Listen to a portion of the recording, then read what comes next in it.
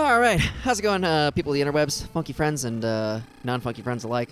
We're back for another Raspberry Plays playing Excitebike because I just got a membership to the Nintendo Online service, so I can play Smash Bros. Online, and you get a bunch of free NES games with it, and that's pretty rad. Here's the thing: I have only heard of Excitebike as a cultural reference, and as the track in one of the Mario Kart games. Oh yeah, it's in Mario Kart 8. So what is the objective here? Is it just to get around the track as quickly as you can, I suppose? In this version, yes. You can play it against computer players, too, but I just kind of like doing speed runs on this track. Trials? I actually played this when I was a little kid. My brother Tim had an NES when we were growing up. Oh, shit. Snap. Had an NES when we were growing up, but that was sort of before I was really capable of playing video games.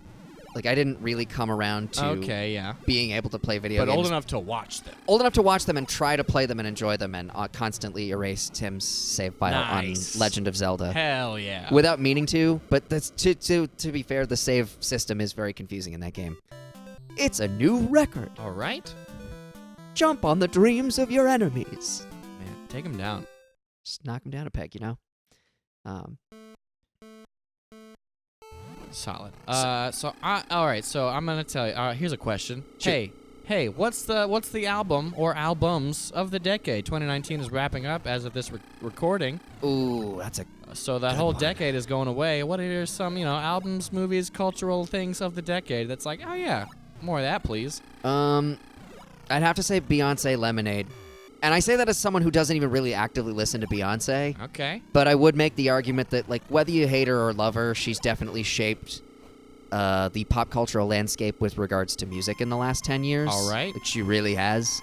You could make the argument any number of albums by Kanye West. I sort of stopped being into Kanye once I figured out he's crazy. Kind of a jackass.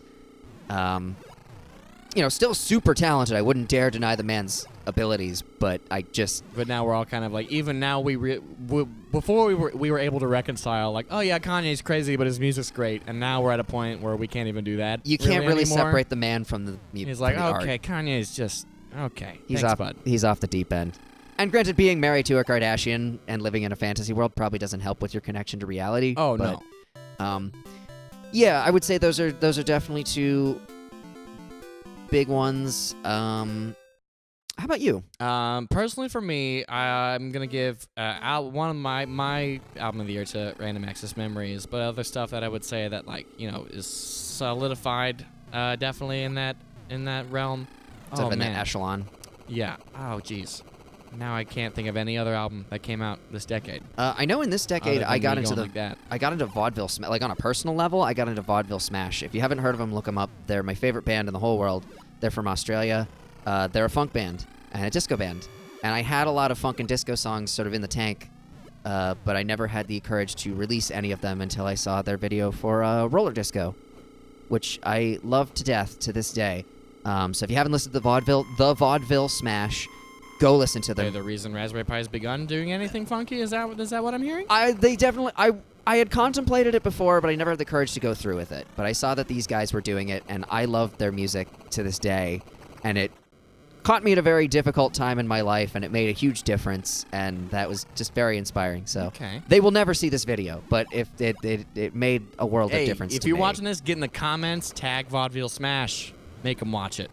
Make them watch it. Make them. All the way down in Melbourne. Make them do it. I was about to just talk about, nerd out about Chance albums. Not to really give them any decade of the album of the decade. But as the rap, one of the better hip R&B fusion rap mixtapes that came out. It's pretty solid. If I just wanted to talk about Chance specifically, I am gonna agree with Anthony Fantano in that The Big Day is not great. Which one is The Big Day? His most recent one.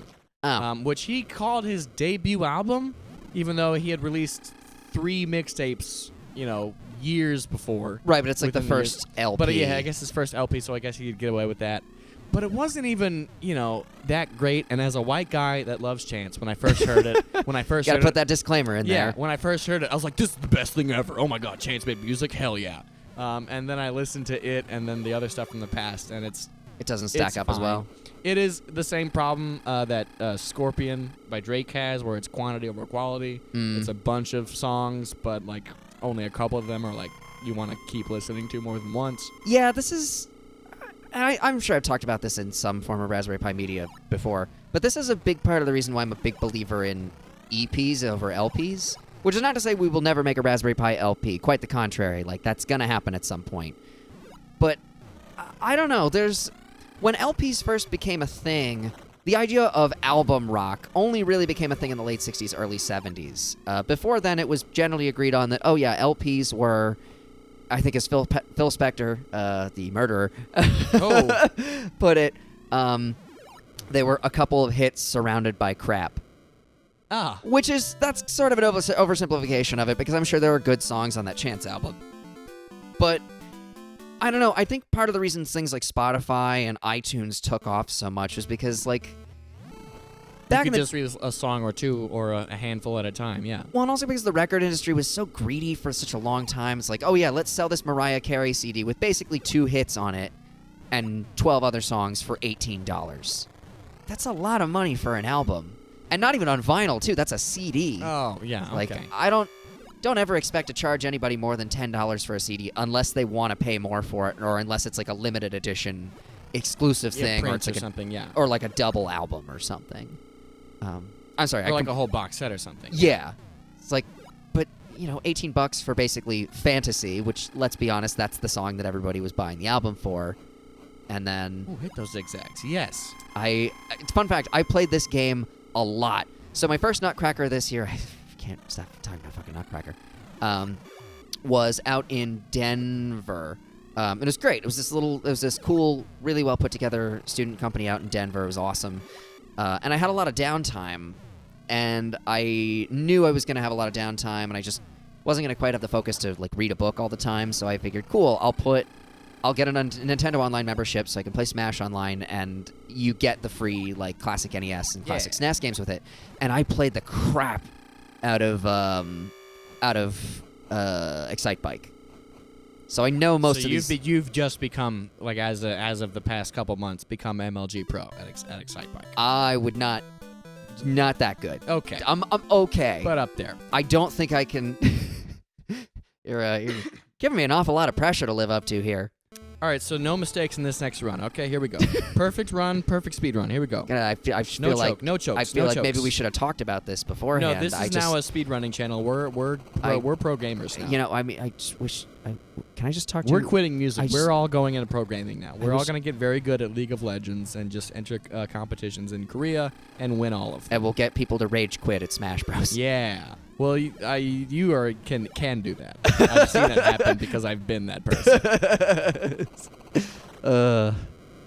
I am... Yeah, get back on that bike. I am not quite at the level where I could play at, like, tournaments or whatever, but I like to think of our circle of friends. He's the one that's good at Smash. Yeah. That is sort of my designation, yes. Although Zach's pretty good on an off day.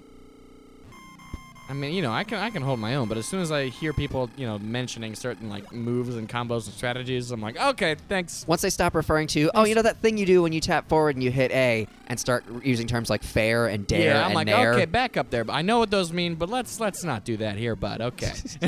All right there. Here's a fun fact. I've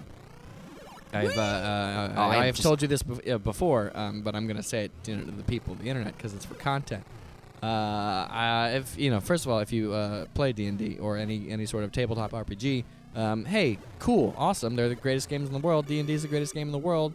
You can't convince me otherwise. And I've just started a campaign with some friends, and we're doing a retexture. Everything's in the Star Wars universe. Oh, neat. It's very cool. Everything kind of parallels very nicely. You can go to SW5E if you want to just check out that rule book for free. They kind of give you a whole copy of it. And we're good on time? That was exactly 10 minutes. Oh, rad. I'm going to finish this rant, and then we'll go on to maybe do like another level or something. Yeah, that'd be cool. And then we'll end this episode. But I have started playing a little alien man named Quaid Kurds, who's a mechanic and he kind of has that folksy Wisconsin Midwestern energy about him, even though he is like kind of being hired right now as like a hired gun or a mercenary sort of thing, just to do some loose off jobs. But he'll take care of that little speeder bike right there for you. I can patch it up, no problem there, bud. He sounds like a male version of Karen. Yeah. Who is Karen, you ask? You'll find out next time on Raspberry Plays. All right, you take care there, bud. We'll see you later. Okay, you tell the Wi-Fi I said hi. Okay.